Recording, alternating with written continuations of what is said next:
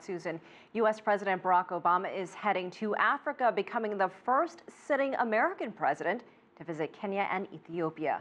Counterterrorism and trade are just some of the items on the agenda. CCTV's Jim Spellman is here with more on why this trip is both personal and political. So really exciting to people in Kenya, especially in Nairobi. I want you to take a look at this, Elaine. This is a portrait of President Obama, painted in his honor, looking pretty fancy there. There are banners going up, murals on the wall, all part of preparing to greet an American president that many in Kenya consider one of their own. First stop, Nairobi, Kenya, where President Obama will focus on business. Opening the 6th annual Global Entrepreneurship Summit, the U.S. has ramped up trade with the African continent, but trails far behind China. Obama is trying to close that gap. Africa is a place of incredible dynamism, some of the fastest growing markets in the world, extraordinary people, extraordinary resilience, and it has the potential to be the next center of global economic growth. Obama will meet one-on-one with Kenyan President Uhuru Kenyatta and be honored at a state dinner.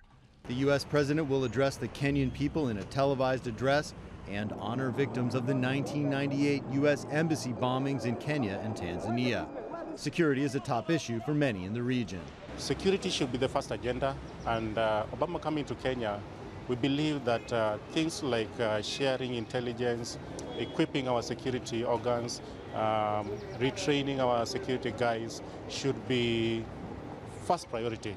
In Ethiopia, Obama will take part in a regional summit focusing on security and counterterrorism. Last weekend, the Westgate shopping mall reopened 2 years after being attacked by al-Shabaab militants in Nairobi, Kenya.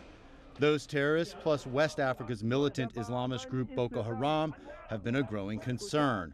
The U.S. has been assisting in the fight against both groups, and African leaders are expected to push for more U.S. help. Before returning to the U.S., Obama will also address the African Union.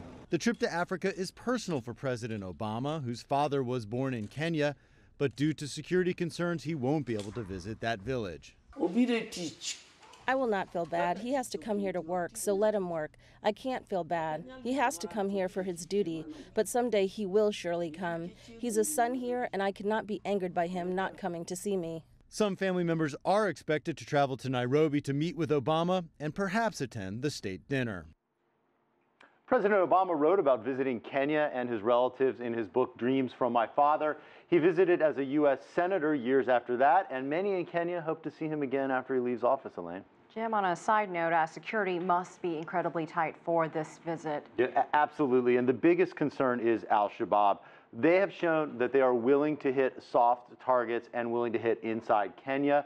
So the concern is not only keeping President Obama and President Kenyatta safe, that is not such a huge concern, but is that al-Shabaab may take advantage of the timing of this important visit to strike a soft target. They know that would increase the visibility. We can expect to see Kenyan security forces on high alert.